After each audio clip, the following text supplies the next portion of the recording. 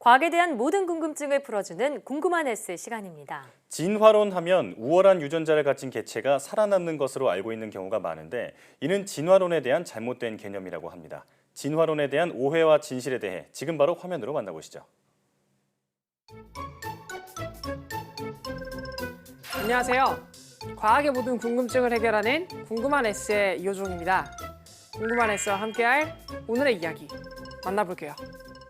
여러분, 진화론을 생각하면 보통 이런 그림이 떠오르곤 하죠.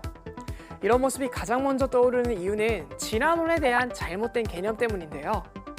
그럼 진화론이란 정확하게 무엇일까요?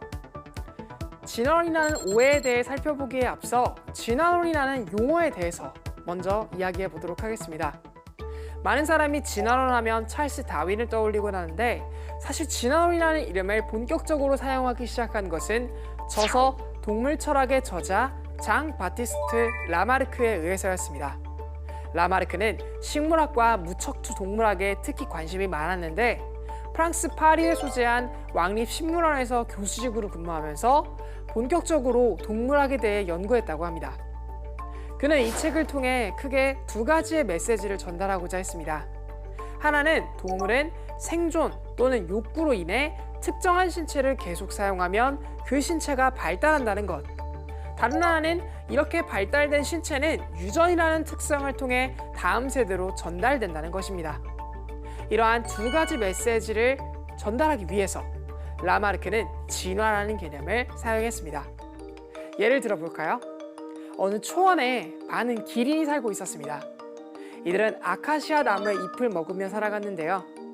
그러던 어느 날 기후가 변하고 아카시아의 나뭇잎이 부족해지는 현상이 나타났습니다.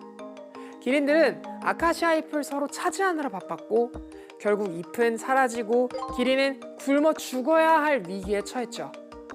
그러나 당시 기린의 목이 닿지 않던 높은 곳에 아카시아 잎은 여전히 남아 있었는데요. 기린들은 그 잎을 먹기 위해 자신들의 목을 최대한 뻗었고 이 노력이 지속돼 현재 기린의 목이 길어지게 되었다고 합니다.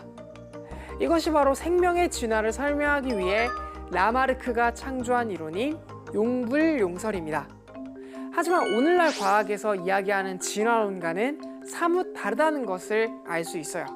그렇다면 오늘날의 진화론은 앞선 사례를 어떻게 설명할까요?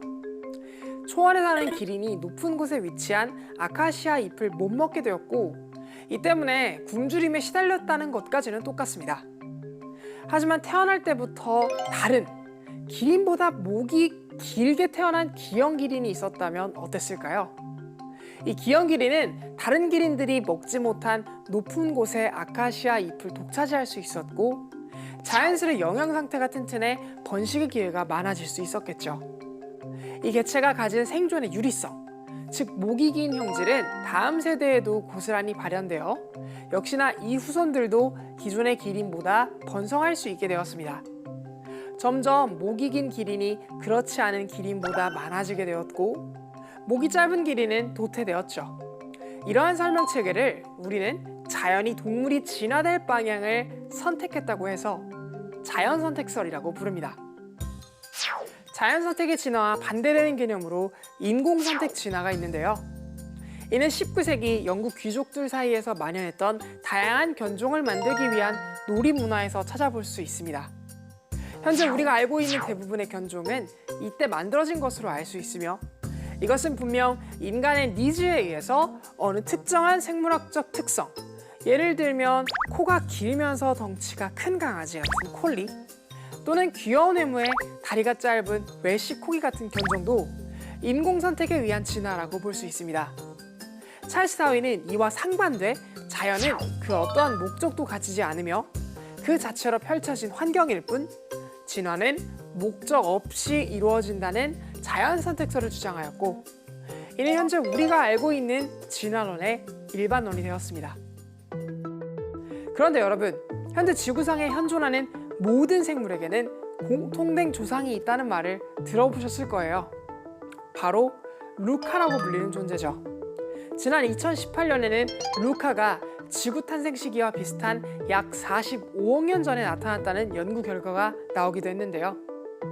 지구의 나이만큼이나 오랜 시간 동안 생명체를 분화해 온 것으로 드러나는 것이죠. 루카에서 원시적 세포들로, 이 세포에서 어류로, 양서류로, 이후 파충류로, 포유류로, 그리고 유인원으로 현대 인류가 진화했다라고 이어질 수 있는데요. 이를 우리는 진화의 선형적 이미지라고 이야기합니다. 최초의 조상으로부터 인간으로 점진적 분화를 했으며 그 과정들이 현생에 고스란히 남아있다는 생각. 이 개념은 새로울 것은 없어요. 찰스 다윈이 이미 진화론에서는 보편적 공통조상이라는 개념으로 자연스럽게 도달하게 된다고 기록했기 때문이죠. 이제부터는 진화를 선형적인 이미지로 생각하지 말고 다음과 같은 그림으로 기억해두면 진화론에 대한 오해를 풀기에 유용할 것 같은데요. 모든 생명의 공통조상이었던 루카로부터 등장한 최초의 생명체 단세포 생물들은 옛날 은색누대 어느 순간으로부터 오늘날까지 아메바나 집신벌레 같은 모습으로 지구를 점령하고 있습니다. 그러던 어느 날 지금으로부터 약 10억 년 전에 이 단세포 생물 중 하나의 개체에서 최초의 다세포 생물이 탄생했습니다. 이들은 지구상의 생물 전체 중 일부를 차지하며 발전해 나아갔고 버섯이나 곰팡이 같은 성공적인 생명체가 되어서 지금까지 존재하고 있죠. 그리고 5억 년 전에는 이 다세포 생물 중에서 최초의 척추를 가진 동물 피카이아가 등장했습니다. 이 피카이아로부터 어류가 등장했고 셀 수 없을 정도로 수많은 어류가 진화의 가지로 나뉘어 뻗어나가며 지금까지도 바다의 이곳저곳을 장악하고 있죠. 그러던 중 이 어류에서 분화된 하나의 가지에서 양서류와 양막류가 나타났습니다. 이들은 각각 개구리와 같은 모습으로 습지의 구성원이 되었죠. 양막류는 다시 파충류와 포유류로 분화하게 되었고 파충류의 일부는 조류로 분화되었고 포유류의 일부는 유인원으로 분화하면서 이 유인원 중 일부가 원숭이나 침팬지의 모습으로 살아가고 있죠. 이들 중 극히 일부 가지로부터 각기 나름의 환경과 조건에 따른 방향으로 진화가 이루어졌고 이 과정에서 인류를 포함하는 영장류로 분화하면서 오늘날의 우리로 이어지게 된 것이죠.